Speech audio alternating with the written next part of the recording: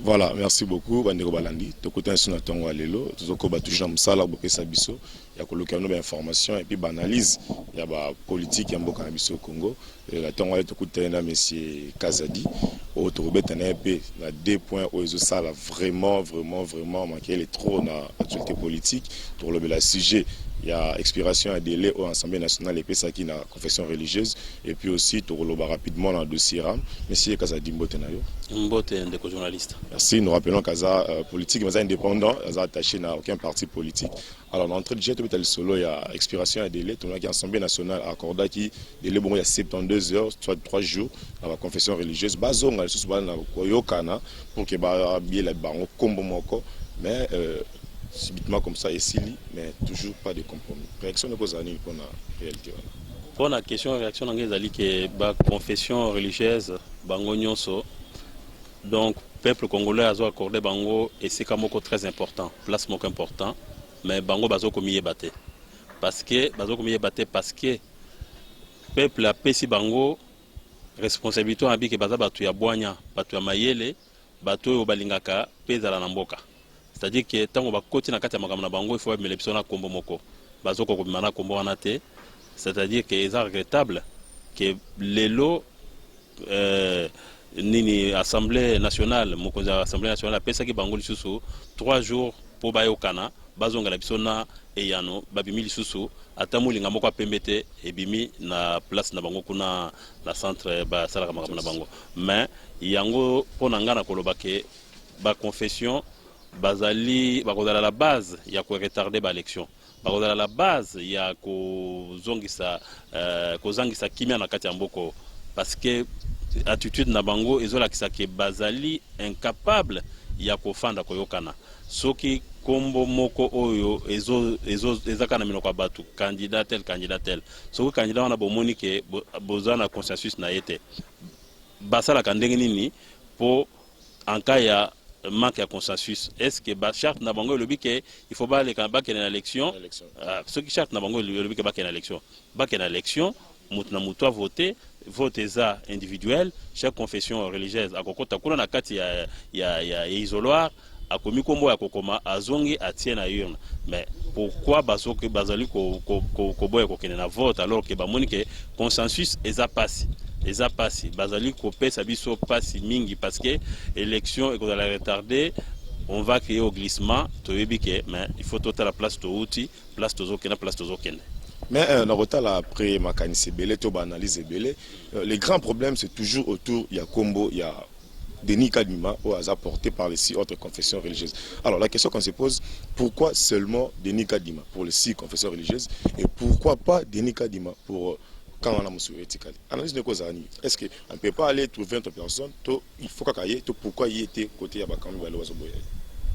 Na base que tango ba candidat ba ko déposer ba décision na bango elekaka na présélection tango baleki na présélection ya ba candidat ya seni ba éliminer ba candidat mususu ba comité na phase finale batika na ba dossier ya ba candidat mibale dont fait partie Kadima ba candidat wana mais tango bozali 8 tango 6 baponi moko c'est-à-dire que ce que token a loi de démocratie et la loi de majorité. Pourquoi pas bamsusu bakoko s'incliner te. Mais entre-temps, est-ce que nakati na bango bazo komisa la concession pour il faut pas que ça la concession de manière à ce que ce que candidat au to CPI na été to ça la concession côté mususu pour tozwa boyokani quand même bazwa bayokana bako quand même koloba bon toyokani te na point oyo mais est-ce que bino bato bozana 6 pour soutenir le candidat Kadima. Tout ce que la bino yé peut-être biso na retour peut-être boti que la biso poste na éviter makamana bango. Est-ce que tu peux le charte na bango quelque part à tikala kimia aloba et le remonte puisque bah le biso qui consensus a trouvé tout les élection. Mais en tout cas une élection 6 bah qui est de l'autre côté 2 batikali côté mais charte de prévoir toujours président la vice-président de bazar na compétence soit qui ko déposer alors au moment où on va contester l'oiseau le belo remonte personne.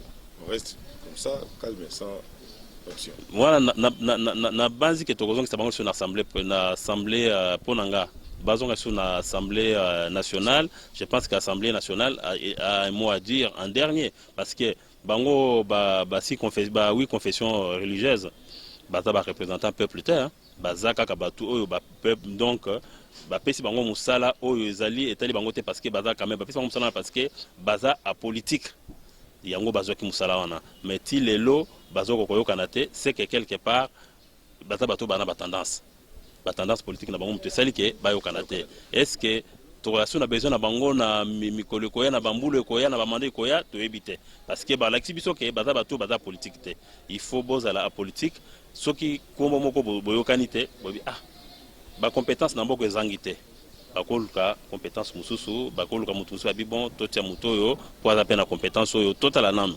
donc eza makambo kotala nano te puis eza makambo ya compétence mpe soki ti bakomaki na suka na bato mibale wana bamoni ke ezaki bato oyo bazalaki mpe compétent yango bakomaki ti na suka na bango lelo oyo blocage ezali na niveau ya kozanga koyokana ya baconfession donc. Alors, merci beaucoup. Tous rapidement, deuxième sujet, tout sur le Haram. Déjà, demain mercredi, le ministre, il y a Petensik à Kozonga, pour que maintenant cette fois-ci qu'on réponde à la question posée par les députés. Alors, on a là, kilo, il y a des autorités qui ont des questions adressées par Naye. Est-ce que vous voyez le ministre s'en sortir lobby?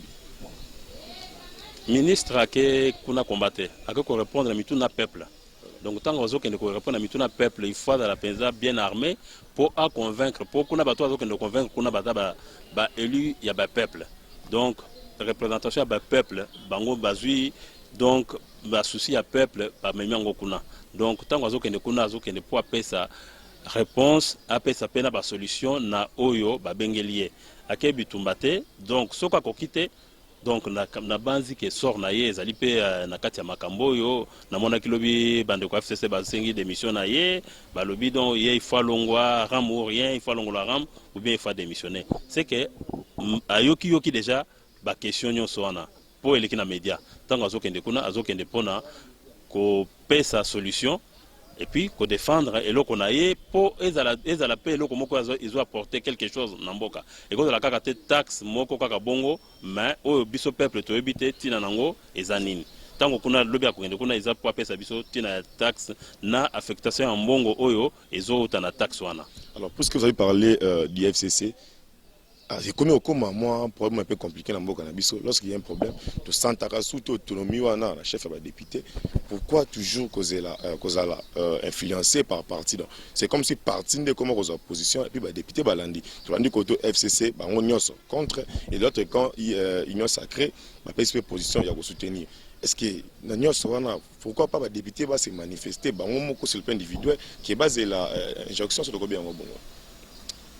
Bon, parce que dans quatre assemblées qu'on a pas fonctionné en fonction il y a regroupement politique. Dans le cadre de regroupement politique, des fois l'intervention mususu et ça la que regroupement politique songolo pas le lobby, biso toko défendre et lokoboy, biso toko contester pour les lokoboy. Donc je pense que dans la ligne où ils ont arrêté dans le cadre de regroupement politique. Alors peut-être la dernière question sur d'autres dossiers à pays population avancera toujours dans la taxe et tant bon wanzo qui libérer l'État veut permettre l'État à kokako bon ça va secteur. Alors pourquoi faire taxe et RAM pose problème dans la RDC? Parce que explication donc taxe les alliés prélevés régulièrement mais affectation dans des peuples à éviter. C'est ça. Ils ont posé problème parce qu'affectation dans peuple à éviter. Le ministre a expliqué que les alliés pour nous permettre gratuité à Wi-Fi, à place Moussoussou. Mais est-ce que tout ce qu'on ramasse tous les jours ici, ils ont pour la gratuité à Wi-Fi? Non, il faut pas qu'on le baque. Donc, question, on a les autres pour éviter affectation, il y a taxe et les autres salanini, les autres salamoussalanini. Donc, il y a un problème de communication dans le ministère. Je pense qu'il y a un problème de communication. La manquer de communication est qui a raté.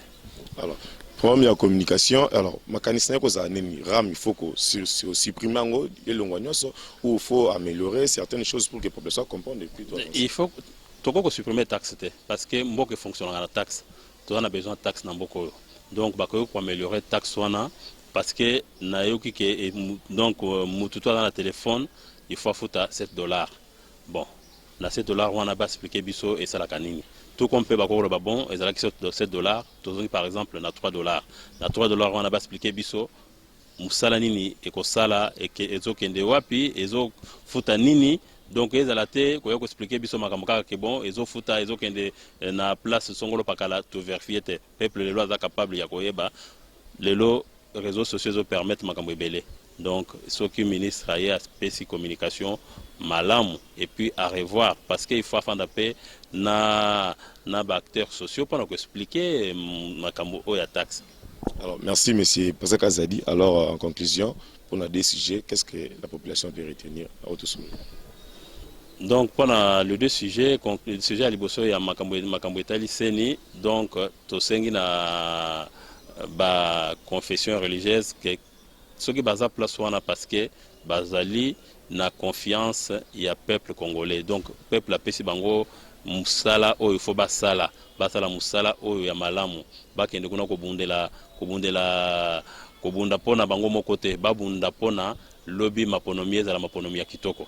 Donc babunda pona bango moko te parce que ceux qui baza na tendance oyo koto bandimi candidat songolo pakala ba musu baboye donc baboye bien oyo baboye candidat ba musu donc yango to nasengi bango kaka ke peuple asenga kaka na bakambi ya baeglise babunda pona lobby maponomi ezala maponomi ya kitoko.